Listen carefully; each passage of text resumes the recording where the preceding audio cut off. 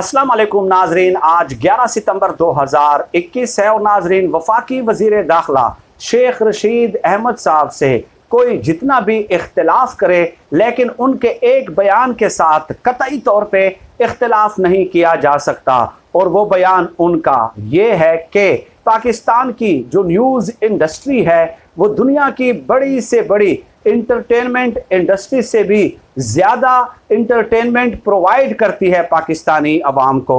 यानी शेख रशीद साहब ने एक मौके पे ये कहा था कि पाकिस्तान के लिए फिल्म इंडस्ट्री की ज़रूरत ही नहीं है भाई, पाकिस्तानी लोगों की जो इंटरटेनमेंट है वो हमारे सियासतदानों के मज़ाहिया बयानात से पूरी हो जाती है।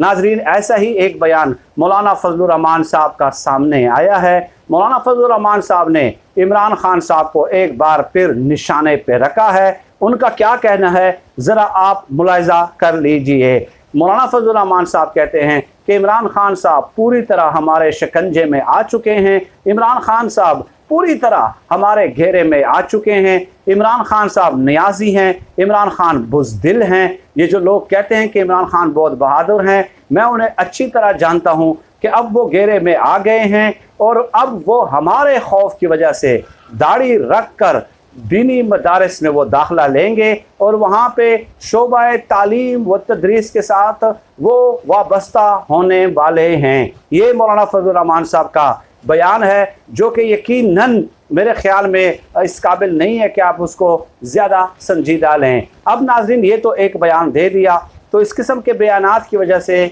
हम मजबूर हो जाते हैं कि चंद फैक्ट्स, चंद हकाइक, चंद ख़बरें हम आप लोगों की खिदमत में पेश कर दें। तो असल हकाइक क्या है? जब असल हकाइक तक हम पहुँच जाएंगे तो फिर मौलाना फजलुर रहमान साहब के बयान का तयन हो जाएगा कि आया वाकई इनके डर से इमरान खान साहब दाढ़ी रखने वाले हैं और क्या इनके अंदर इतनी कुव्वत मौजूद है, क्या इनके अंदर इस कदर इत्तेफाक व इत्तेहाद मौजूद है, क्या इनके साथ अवाम शामिल होगी इस एहतजाजी तहरीक में जो दोबारा ये शुरू करने जा रहे हैं PDM के प्लेटफार्म से। तो नाजरीन, इनकी अपनी अंदरूनी हालत क्या है अपोजिशन की जुमातों की, वो आप चंद बयानात से मुलाहिज़ा कर सकते हैं। बिलावल जरदारी साहब का कहना है कि अगर उस्मान बुज़दार की हुकूमत को नहीं हटाते ये लोग तो वो मज़ाहमत नहीं बल्कि मुनाफ़कत कर रहे हैं। ये बिलावल जरदारी ने नून लीग को कहा है, क्योंकि अंदरूनी खबरें नाजरीन ये है कि नून लीग उस्मान बुज़दार को नहीं हटाना चाहती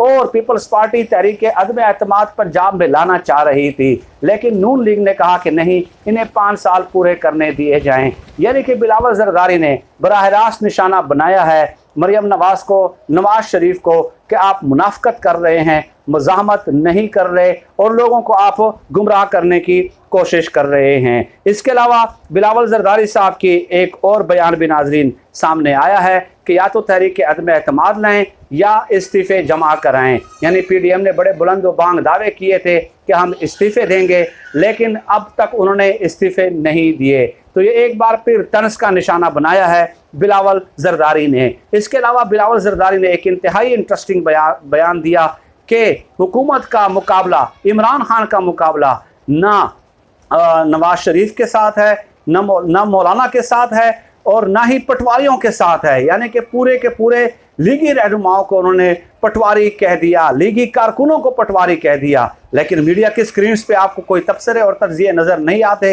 लेकिन अगर इमरान खान साहब या तहरीक इंसाफ का कोई रहनुमा पटवारी कह दे तो फिर इन लोगों की तज़हीक हो जाती है, तौहीन हो जाती है, हतक हो जाती है, इंसल्ट हो जाती है। यहाँ तक बिलावल जरदारी ने कहा है। तो मौलाना फजलुर रहमान साहब, हालात तो ये हैं कि आप एक दूसरे के साथ लड़ रहे हैं, PDM के अंदर इस कदर इख्तिलाफात मौजूद हैं। इसके अलावा मौलाना फजलुर रहमान साहब कहते हैं कि पीपल्स पार्टी ने मीर जाफ़र का किरदार अदा किया है, मीर जाफ़र के साथ मंसूब किया है। और मौलाना फजलुर रहमान साहब कहते हैं कि इन्हीं मीर जाफ़रों के किरदार की वजह से PDM कमज़ोर हुई है, हम कमज़ोर हुए हैं, हमारी तहरीक को धचका लगा है। ये मौलाना फजलुर रहमान साहब के अल्फाज हैं। यानी आप खुद तस्लीम कर रहे हैं कि हम कमज़ोर हुए हैं और आप अपोजिशन की एक बड़ी सियासी जुमात को मीर जाफ़र के नाम के साथ मंसूब कर रहे हैं। और साथ ही साथ मौलाना फजलुर रहमान साहब ये कहते हैं कि पीपल्स पार्टी ने इस्टेब्लिशमेंट के साथ डील कर ली है। और उन्होंने अपने राब्ते उस्तवार कर लिए हैं और अब ये इस्टेब्लिशमेंट के कांधों पे बैठ के अगली दफ़ा वज़ीर आज़म बनना चाहते हैं। तो आप बताइए कि आप लोग तो ख़ुद इस्टेब्लिशमेंट के साथ राब्तों में हैं, आप खुद इल्ज़ाम लगा रहे हैं और ख़ुद एक दूसरे के ऊपर तेग चला रहे हैं, नश्तर चला रहे हैं एक दूसरे के ऊपर। और इससे भी नाज़रीन आगे चलें, इससे भी आगे चलें, खुद नून लीग के अंदर आप देख लें कि क्या सूरत हाल है। चौधरी निसार को तो अलग कर दें, वो तो माजी का एक किस्सा बन चुका है। ख्वाजा आसिफ साहब ने क्या कहा है, और ये नाज़रीन मैं आपको कन्फर्म्ड खबर एक और दे रहा हूँ कि ख्वाजा साद रफ़ीक साहब ने अपने करीबी दोस्तों से कहा है कि मियाँ साहब किन कामों में पड़ गए हैं। हम दोनों भाइयों ने 1.5-2 साल जेल काटी, कैद व बंद की सहूबतें बर्दाश्त की, यानी कि खुद साद रफ़ीक ने और सलमान रफ़ीक ने। तो वो ये कह रहे थे कि मियाँ साहब फिर हमें जेल भेजना चाहते हैं, खुद तो बाहर बैठे हुए हैं। ये अपने करीबी दोस्त से कहा है और ये मुझे लीगी जो करीबी ज़राए हैं उन्होंने ये खबर कन्फर्म की है और ये खबर ख़ुद उन्होंने दी है, मुझे फ़ोन करके मुझे खुद उन्होंने बताया कि ये हालात हैं। तो ये अंदरूनी तौर पे आपके हालात जा रहे हैं। मरियम नवाज़, शबाज शरीफ, मरियम नवाज़, ख्वाजा साद रफ़ीक, इसके अलावा सलमान रफ़ीक वगैरह, ये तमाम लोग अंदरून खाना दिल ही दिल में अपने करीबी दोस्तों के साथ, ज़बान के साथ भी जो है वो ख़यालात का इजहार करते रहते हैं। तो ये हालात हैं आपके, ये आपके हालात हैं कि ख़ुद नून लीग के जो रहनुमा पाकिस्तान के अंदर मौजूद है 70 से 80% वो मज़ामत करने के लिए तैयार नहीं हैं।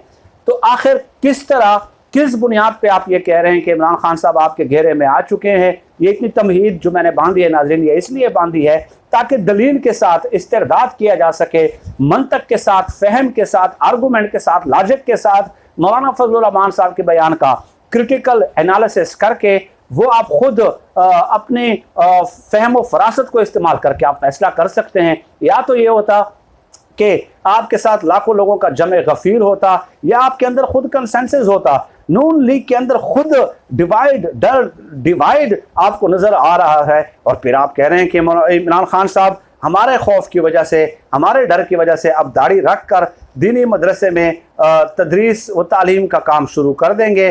तो ये बयान महज एक सियासी बयान है।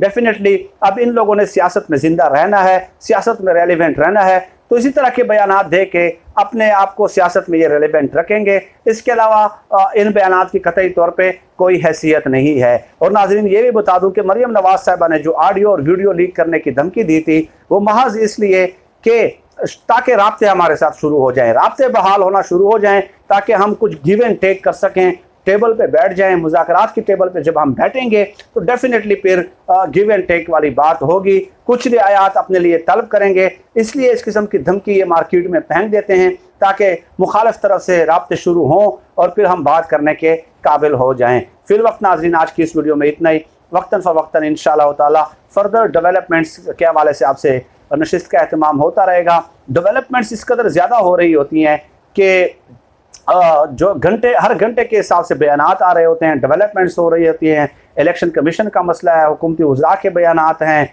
चंद और फैक्ट्स भी हैं। तो इंशाअल्लाह ताला तमाम हक़ाइक़ से आपको आगाह करते रहेंगे। फिल वक्त इतना ही। पाकिस्तान जिंदाबाद। अल्लाह हाफिज़।